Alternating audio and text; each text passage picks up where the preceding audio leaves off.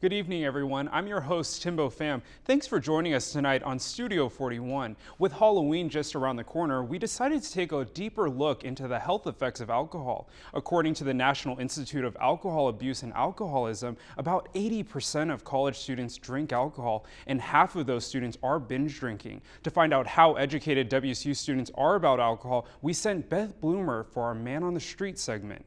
Thanks, Timbo. We're here at the Cub for a Man on the Street segment. We're finding out how educated students at WSU are about how much alcohol they're really putting into their drinks. I'm here with Brittany and Mylan, and all I want you guys to do is using this water, pretending it's vodka, and then this is your mixer.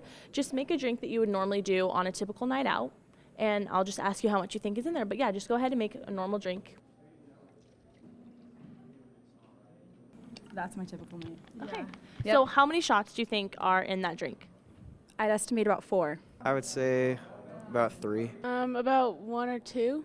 We have it actually measured out right here. So right here we have where we started. So we started and we have 1, 2. So that was 3 shots. You put in about 3 shots. Actually put in like 3.5 shots. Do you normally measure your drinks when you go out? No, I don't. I just free pour. No, I don't. And would you encourage students to measure out how much they're drinking when they go out? Yes, because you want to keep track of how many shots you're drinking. I definitely think it's a better idea to measure out your drinks because then you know how much you're putting in. I mean, every single person is different, but you definitely should know when your limits are and it's not very safe to cross those limits. For Man on the Street, I'm Bethany Bloomer. Back to you, Timbo. Thanks, Beth. I think that demonstration shows us just how important it is to pay attention to how much alcohol we're actually consuming. And here with us tonight is our reporter Kyle Simchuk, who sought out more information on the topic of alcohol use in our community. Kyle, tell us what you learned. Well, actually quite a bit, Timbo. I sat down with the Pullman Police Department and ADCAPS, 2 agencies that are no stranger to alcohol abuse. With Halloween weekend approaching, we wanted to know what tips and suggestions they had for students to stay out of legal trouble, all while being healthy and responsible. Something interesting Commander Tennant of the Pullman Police Department told me was that the Good Samaritan Act protects underage drinkers. He went on to tell me that if you or your friend are in need of medical attention and call for help, the police will not cite you for an MIP. They are more concerned for your safety and well-being. However, if the police do catch you, the same circumstances do not apply. You know, that's very interesting. I think a lot of people don't know that. Let's take a look at what Commander Tennant had to say. October brings 2 things to mind for WSU students: football and Halloween. Along with both comes plenty of celebration, often including alcohol. The Pullman Police Department is on high alert during this time of year to keep the community safe. But what signs do they look for? Commander Tennant explains. Pretty easy to tell which those people are. Lack of coordination, lack of inhibition, louder voices. Alcohol smells. Now, technically it doesn't. But alcohol that you drink has enough impurities in it that it does put off an odor. Tennant also adds that the signs of alcohol intoxication are significantly easier to spot than those of marijuana use. Well, one is smell. I mean, that's the first thing. When you walk up to a car, you walk up to a person, you can smell an odor. 2 is the lack of coordination. Just because a minor is consuming alcohol or in possession of it does not mean that they will get a minor in possession charge. Whether it be police, fire, or an ambulance, then the focus is on the aid that they're given, not the rules and regulations and the MIP. Those are all misdemeanors, and we're talking life and death situations. Yeah. And so on campus, Alcohol Drug Counseling Assessment and Prevention Services, commonly referred to as ADCAPS, is an accessible service for students and faculty. The service aims to educate students on the risks of alcohol and teach them that if they want to choose to drink, how to do it safely. Odessa Anderson tells us more. What having a good time, going out, that's part of the college experience. But if, when we're talking about, if you're thinking about, having a few drinks, engaging in alcohol use, there's some specific risk reduction tips that students can do to help keep themselves safe. ADCAP says that 20% of students at WSU do not drink, although alcohol still remains a visible part of WSU life.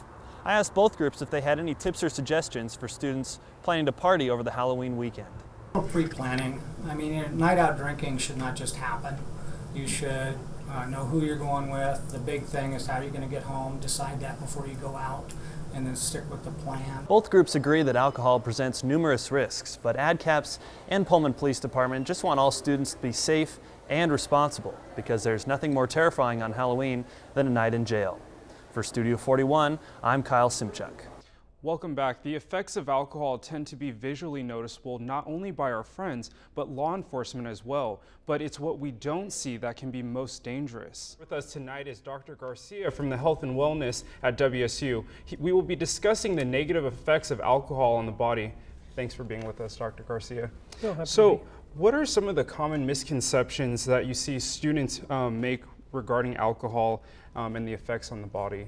Yeah, some of the biggest misconceptions I would say is underestimating their tolerance. A lot of students, when they arrive to our campus, they're 18 years old, they haven't had a lot of drinking experience, and they tend to consume a whole lot more than they're used to and tend not to manage it very well. Okay. And so tell me about some of the most drinking habits and some trends on our campus. One of the biggest and most dangerous trends that we're seeing on campus is actually young people mixing hard alcohol with energy drinks. I like to call them stimulant drinks because that's what they are. They're to stimulate you. And when you mix those two things together, you get a dangerous combination of a depressant and an activator with different kinds of half-lives. So those tend to be the things that will give you the most trouble. And when you say trouble, what are some of the possible ramifications? Right. What happens is when you consume alcohol, it's slowly metabolized in your body. And so your levels rise slowly as you're consuming it. However, with the energy drinks, the stimulants, which have mostly caffeine, caffeine is quickly entered into your body. Quickly you get the effects of the caffeine. And then the caffeine bottoms out as the alcohol level is still coming up. And so what happens is you're able to consume a lot more of the alcohol before it has its effect on you, and partly because the stimulant is counteracting it. So the stimulant drops out, the alcohol keeps going up, and then it devastates or overwhelms your system, resulting in things like ultimately leading to death because your respiratory centers get shut down. So how does it vary from person to person? Well, it varies a lot because what's in your stomach makes a difference. What you had to eat, so to speak, before you went out and for the evening. Your tolerance, your body fat, how much experience you have with alcohol, all of that has an effect. And so everybody's different. It just depends on your own genetic makeup. And so we did have a death at WSU in the last year. And talk to me a little bit about pre-existing health conditions in alcohol and mixing those two. Well, pre-existing for young people tends to be more an issue with what else do they take? What other medications do you take? Are you on an antidepressant? Are you on an ADD type of medication? Because then when you combine those with alcohol, again, the counter effect from the two different types of drugs have varying effects on your body. And so generally speaking, it's never a good idea to mix prescription or non-prescription medications with alcohol because alcohol is a drug in itself. So we know alcohol is being consumed on college campuses across the country. What are some tips you have for incoming freshmen or just any student on any college campus? What can they do to protect themselves? Well, what I try to say to everybody is live your life in moderation. If you go out to a party, have a couple drinks, but stop after a couple. The first couple of alcoholic beverages have sort of a euphoric, socializing, drop your inhibitions sort of effect on you, which is good. But after that, it becomes a depressant. And so that's when you want to kind of stop your alcohol consumption because then you start to lose control of your abilities. So the biggest thing is moderation. You don't go out to get smashed. Go out to socialize and stay in control of yourself because when you start to lose control of yourself is when bad things happen. Yeah. So talk to me a little bit about what are some of the indicators a friend could look for if they see another person that's too intoxicated at a party. What are some of the signs they should be looking for? Well, for sure, one thing you want to keep an eye out for is if your friends are not drinking moderately, meaning they're guzzling or they're taking one shot after another. That will catch up to them sooner or later. And then obviously, most everybody knows the obvious ones about, if you slurred speech, become glassy-eyed, you're looking off or staring into space, losing your ability to walk, to control your body. Those are all dangerous signs, and if there's alcohol on board, it's just going to get worse. That's what you should look out for. And so if a student does encounter another student that's too drunk, what is the best thing they can do to ensure that other student is going to be safe? Well, like any of us, we want our friends to be safe. We want our colleagues, coworkers to be safe. And so the safest thing is to get them into the hands of the medical professionals. Don't be afraid to call 911. What would you rather do? Pay a hospital bill or a funeral bill? I'd rather pay a hospital bill. So that's the best thing. So can you tell me a little bit about the trends you've seen this year? Have you seen detoxes rise at Health and Wellness, or do you know any statistics about at Pullman Regional? Generally speaking, the numbers have been about the same, meaning the amount of students that we're still seeing that end up with alcohol poisoning or detox. However, some of the alcohol levels are considerably higher. And again, that has to do with the thing I was talking about earlier, where the alcohol gradually is absorbed into your system, whereas with the stimulant drinks, it's quickly absorbed into your system. So you're able to consume a whole lot more before you start to feel the effects. But the effects of the stimulant wears off quickly, and then you're left with the alcohol on board. Can you tell me, how does our campus stack up against other college campuses across the country? Are we just right about average when it comes to the culture or surrounding alcohol, or is it worse here? It's not worse here. I'd say we're average. We keep an eye on statistics across the country and on various campuses, and there's just as many problems, if not more, on most campuses as there is here at WSU. So I think we do a good job. We're trying to empower our students to feel confident in their decisions and not give in to the peer pressure of wanting to drink more than they really need to or want to. Great.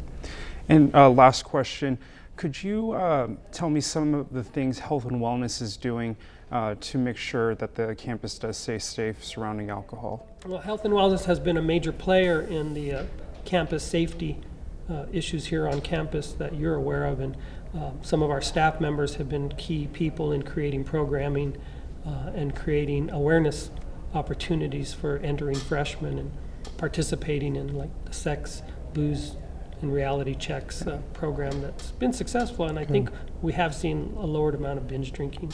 Good. Well, thank you for joining us, Dr. Garcia. We appreciate it. Oh, my pleasure.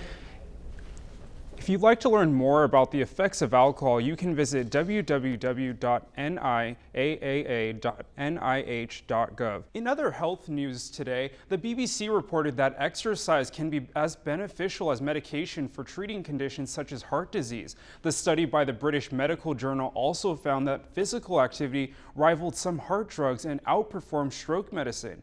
Experts stress that patients should not quit their prescriptions use entirely, but add exercise to enhance the effects. Well, that's all the news we have for you tonight on Studio 41. You can keep up to date with Studio 41 and suggest topics you would like us to investigate by following us at Studio 41_Cable 8. Have a fun and safe Halloween. Good night and go Cougs.